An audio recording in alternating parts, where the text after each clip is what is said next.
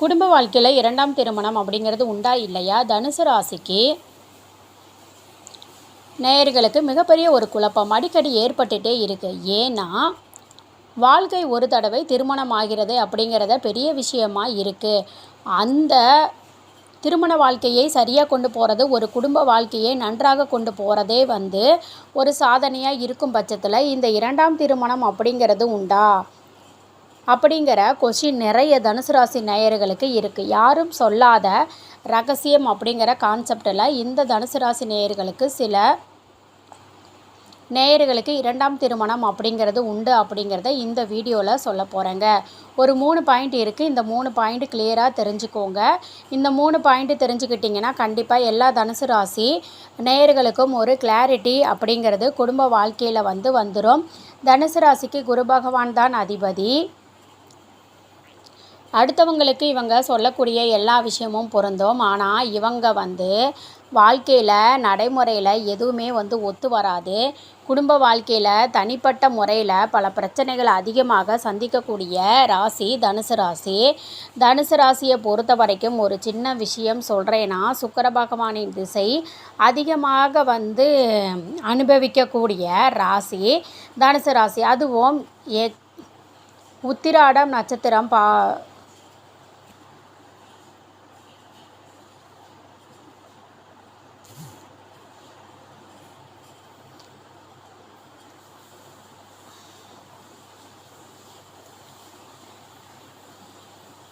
உத்திராடம் முதல் பாதம்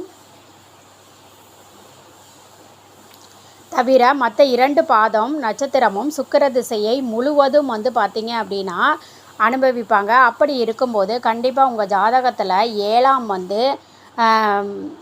இடத்துல சுக்கிரன் இருக்கார் வச்சுக்கோங்க, இல்லை 11ஆம் இடத்துல இருக்கார். கண்டிப்பாக வாழ்க்கையில் சின்ன தடுமாற்றம் அப்படிங்கிறது ஏற்படும். அதே மாதிரி கேதுவுடைய பார்வை, இந்த சுக்கிரனுடைய பார்வை அப்படிங்கிறது இருக்கும் பட்சத்தில் உங்களுக்கு வாழ்க்கையில் தேவையில்லாத ஒரு நபர் வந்துட்டு போகிறாரு இந்த மாதிரி இருக்கும். கேதுவும் செவ்வாயும் சேர்ந்து பயணிக்கும் போது, இல்லை எதிர் பார்வையில் படும்போது ஒரு பெண்ணினால் வாழ்க்கையில் தேவையில்லாத சில பிரச்சனைகள் ஏற்படும்.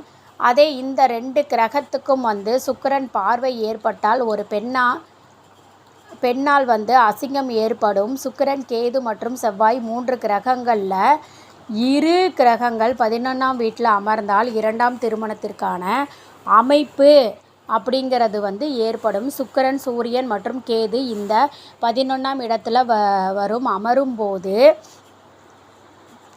இரண்டாம் திருமணம் யோகமாக நடைபெறும். சூரியன், சுக்கிரன், செவ்வாய்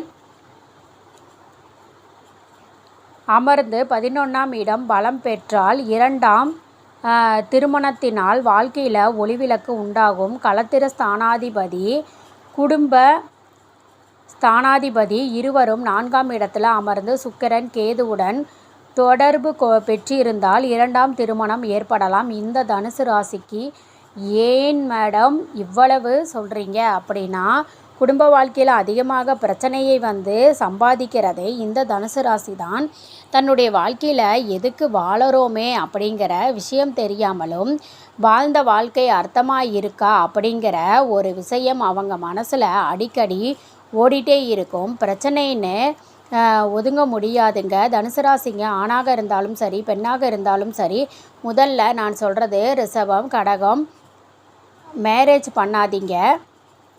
பண்ணி உங்கள் வாழ்க்கையே தொடங்கிட்டீங்க அப்படின்னா பரிகாரம் செய்து கொள்ளுங்கள்.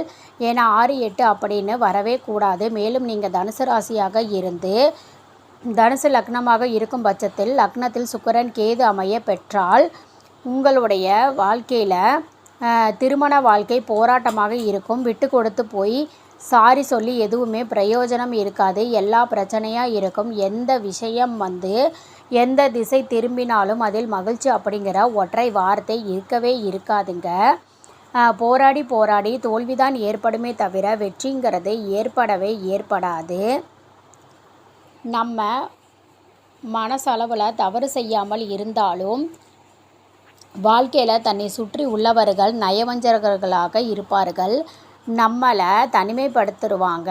திருமண வாழ்க்கையில் திருமண நமக்கு பெயர் புகழ் கிடைக்கலைனாலும் பரவாயில்ல, அசிங்கமும் ஏமாற்றமும் நம்பிக்கை துரோகத்தையும் கொடுத்து விடுவார்கள். ரொம்ப கேர்ஃபுல்லாக வாழ்க்கை வாழ வேண்டிய இந்த சூழ்நிலையில் வாழ்க்கை நமக்கு 3 விதமான அசிங்கங்களை சொல்லி தருகிறது. முதல் விஷயம் பார்த்திங்கன்னா, நம்ம இருக்கும்போதே நம்ம லைஃப்பில் இன்னொருத்தவங்க வரது நம்மளுடைய கண் அசைவிலேயே அந்த தவறுகள் நடக்கும். 2வது விஷயம் என்னன்னு பார்த்திங்கன்னா, நம்மளையும் லவ் பண்ணுவாங்க, அவங்களையும் லவ் பண்ணுவாங்க. நம்ம 2 பேரையுமே சரிசமமாக தட்டில் உட்கார வச்சு 2 பேரையும் ஏமாற்றுவாங்க. 3வது விஷயம் அவர்கள் தவறு செய்வதை நாம் பொறுத்து கொண்டு போக போக நம் மீது களங்கங்கள் சுமத்தி நம் மீது பிரச்சனைகளை உருவாக்கி நம் மீது அசிங்கத்தை கற்பித்து நம்மளையே பைத்தியக்காரன் சொல்ல வைப்பாங்க. வாழ்க்கையில் தகாத உறவுகள் பிரச்சனைகள் இல்லை, தகாத வார்த்தைகள் தான் நமக்கு பிரச்சனை அப்படிங்கிற ஒரு விஷயத்தை கிளியராக சொல்லுவாங்க. அதுலேயும் தனுசு ராசிக்காரவங்க லவ் மேரேஜ் பண்ணிக்கிட்டாங்கன்னு வச்சுக்கோங்களேன், சுக்கிரன் கேதுவும் ஒரு இடத்துல போய் மாட்டிக்கிட்டாங்க. சுக்கிரன் புத்தி கேது புத்தி ஏதான ஒன்று நடக்கும்போது வாழ்க்கையில் நம்ம தப்பு பண்ணிட்டோம் அப்படின்னு நடு ரோட்டில் உட்காந்து அழுது புலம்புங்கிற ஒரு இன்டெக்ஷன் கொண்டு வந்துடுவாங்க. அவ்வளவு வலி வேதனைகளை கொடுக்கக்கூடிய இந்த வாழ்க்கை நிம்மதியை கொடுக்குமா அப்படின்னா கொடுக்கவே முடியாது. கதறினாலும் வாழ்க்கையில் கண்ணீர் வரவே தவிர ஒரு கால் அசைவு கூட திரும்பாது. உடல் உறைவிடம் உணவு இது 3ம் இல்லை. நம்ம அனாதைங்கிற ப்ரூஃப் பண்ண வைக்கிறது தான் இந்த காலகட்டம். அப்பேற்பட்ட இந்த காலகட்டத்தில் 3 விதமான பரிகாரங்கள் செய்தால் இந்த 2ஆம் திருமணத்தை ரொம்ப ஈஸியாக உடைச்சிரும். எல்லாருக்குமே தனுசு ராசியாக பிறந்தால் 2ஆம் திருமணம் ஏற்படுங்கிறது கிடையாது. 100க்கு 10லிருந்து 20% தான் ஏற்படுது.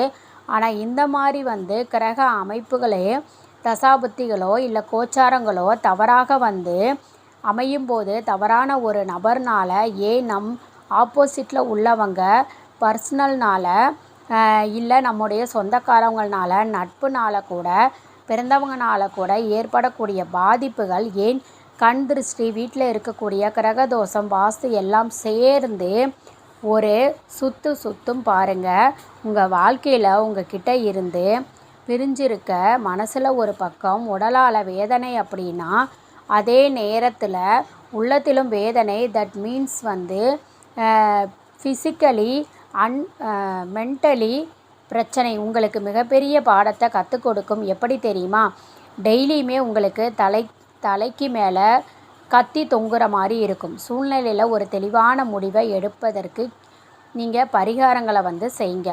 கண்டிப்பாக உங்கள் வாழ்க்கையில் 2ஆம் திருமணம் அப்படிங்கிறது ஏற்படவே ஏற்படாதுங்க. வாழ்க்கையில் தெளிவான ஒரு சில மாற்றங்கள் ஏற்படும். 1 குரு பகவான் வழிபாடு. உங்களோட வாழ்க்கையில் தப்பு நடந்து போக ஒரு மிஸ்டேக் பண்ணதும் இதை மாற்றணும்னு நினைக்கிற குரு வழிபாடு தாமரை பூமாலையில் பண்ணுங்கள். அர்த்தநாதீஸ்வரர் வழிபாடு பண்ணுங்கள்.